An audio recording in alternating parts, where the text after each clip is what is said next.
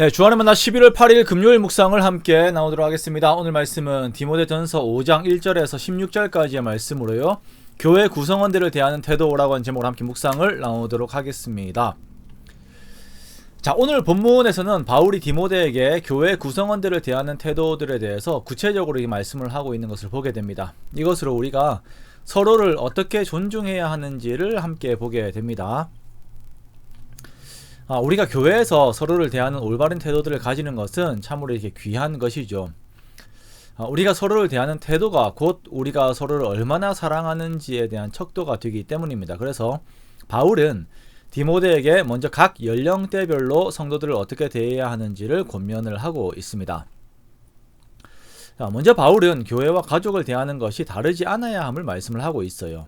교회는 하나님 안에서 한 가족이기 때문에 그냥 말로만 한 가족이다 이렇게 말하는 것이 아니라 실제로 가족들을 대하는 올바른 태도 안에서 성도들을 대할 것을 권면하고 있습니다.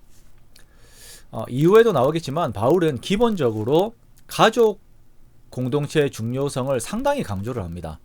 신앙생활과 가족을 구분하여서 생각을 하지 않아요. 신앙생활을 잘한다라고 하는 것은 가족들에 대한 올바른 의무를 행하는 것임을 강조를 하고 있습니다. 그러므로 우리가 너무 열심히 광신적 태도라든지 아니면 이단과 같은 자들이 가족들을 버리고 집단 생활들을 하는 것과 같은 것이 성경적으로는 옳지 않다라고 하는 것을 우리가 보게 됩니다. 자, 먼저 바울은 연령대별로 성도들을 대할 때에 아버지와 어머니, 친형제와 친자매를 대하는 것과 동일하게 서로를 대하라라고 말합니다. 이제 서로라기보다는 여기서 먼저는 이제 디모데가 이제 그 성도들을 대하는 태도가 이렇게 되는 것이죠. 나이가 많은 어른들을 대할 때에 아버지에게 하듯 하고 젊은이에게는 형제에게, 나이가 많은 여자들은 어머니를 대하듯이 하고 젊은 여자에게는 온전히 깨끗함으로 자매에게 하듯 하라라고 말씀을 하고 있어요. 목회자들이 혹은 직분자들이 가르치는 입장들에 있을 때에 다른 사람들보다 위에 있다라고 생각을 하면서 그 태도에서 그 예의가 사라질 때들이 있습니다. 또한 형제 자매들을 대할 때에도 함부로 대하는 경우들이 있어요. 그러나 바울은 이들을 대할 때에 아버지를 대하듯이, 어머니를 대하듯이, 형제를 대하듯이 존중하라라고 말씀을 합니다. 그리고 특히 젊은 여성을 대할 때에는 온전히 깨끗함으로 자매에게 하듯 하라라고 특별히 주의를 줍니다.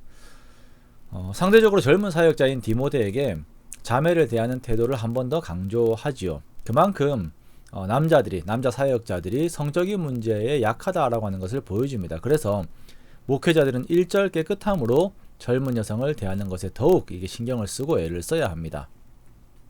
자, 그리고 모든 대상들을 가족의 어르신들처럼, 가족의 형제 자매처럼 대하며 존중과 사랑의 태도를 보여야 합니다. 또한 바울은 긴 분량을 할애하면서 과부에 대한 교회의 자세, 그 입장을 말하고 있습니다. 당시 과부들은 경제적인 능력이 없었기 때문에 사회적으로 약자에 속하는 자들이었습니다. 바울은 이러한 과부들을 돌보아야 하는데 돌볼 책임이 있는 1순위가 그들의 자녀들과 손자들이라고 말을 합니다. 8절 말씀해 보면 자기 친족, 자기 가족을 돌보지 않는 사람은 믿음을 배반한 자이고 불신자보다 더 악한 자라고 말씀을 하고 있는 것입니다. 즉 내가 신앙생활 열심히 한다라고 하지만 자기 호르몬이가 된 분 아니면 이렇게 할머니라든지 이렇게 혼자 계신 분들을 대할 때에는 그냥 이렇게 무관심하고 이렇게 별로 그 책임을 하지 않는 것은 올바른 태도가 절대 아니다라는 것입니다.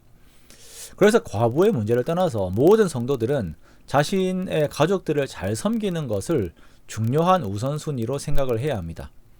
가족들이 어떻게 되든 말든 교회에서만 살고 하는 것들은 좋지 않습니다. 바울은 효를 강조하며 하나님의 일을 하는 것보다 먼저 부모를 챙기는 것, 특히 과부된 어머니를 돌보는 것에 우선순위를 두라라고 말씀을 하고 있습니다. 교회에 다니는 성도들이 제사를 지내지 않고 또한 지나치게 교회 일을 하면서 가정에 소홀히 하는 사람들이 덜어 있다 보니까 교회에서는 효를 중요시 여기지 않는 것처럼 생각을 하는 경우들이 많이 있지요. 그러나 성경에서만큼 효를 강조하는 것도 없을 것입니다. 죽은 이후에 돌아가신 부모는 하나님께 맡기는 것이기 때문에 우리가 제사를 지내지 않습니다. 그러나 살아계신 부모님을 대할 때는 최선을 다하여서 섬기는 것이 마땅한 바입니다. 이것을 행하지 않으면서 주의 일을 한다고 하는 것은 믿음을 배반하는 것이고 불신자보다 악한 것입니다. 바울이 그렇게 말씀을 하고 있습니다. 이렇게 사회적 약자들인 과부를 돌보는 의무의 1순위는 자녀들과 손자들이에요. 그리고 교회에서 과부들을 돌보아야 하는 경우에 참 과부를 나누게 되는데요. 자, 이들은 60세 이상 된 여인들입니다. 참 과부라고 하는 말을 쓰는 이유는 자, 이들도 교회에서 존대를 받을 대상이 되어야 하기 때문이에요. 참 과부들은 그들의 여건들뿐 아니라 그들의 행실들이 올바른 자들이어야 합니다. 한 남편의 아내였던 자로 선한 행실의 증거가 있어야 됩니다. 자녀 양육, 나그네를 대접하는 것, 성도들을 섬기는 것 등의 선한 행실이 있는 자들이 교회에서 존대를 받을 수가 있는 것이죠. 상대적으로 젊어서 과부가 된 자들은 시집을 갈 것을 권면합니다. 그렇게 가정에서의 의무를 성실히 할 것을 권면을 해요. 여러분, 교회는요 상당히 복잡한 공동체입니다. 우리가 보면 친목회라든지 선교단체와 같은 곳들은 나름 비슷한 조건의 사람들이 모인 곳이라서 편합니다. 저도 선교단체에 있어 봤잖아요. 그만큼 좋은 데가 없어요. 신경 쓸 일이 일반 교회들보다 상당히 적습니다. 그러나 교회는 그렇지 않아요. 정말 다양한 계층, 다양한 상황의 사람들이 모여있고 그 안에서 공통점을 찾는 것이 상당히 어려운 공동체가 바로 교회 공동체입니다. 그래서 교회 안에서는 정확하고도 다양한 규칙들과 또한 사람을 향한 더 큰 배려와 더 큰 사랑이 필요한 것이 바로 교회입니다. 그래서 바울이 그것을 요구하는 것입니다.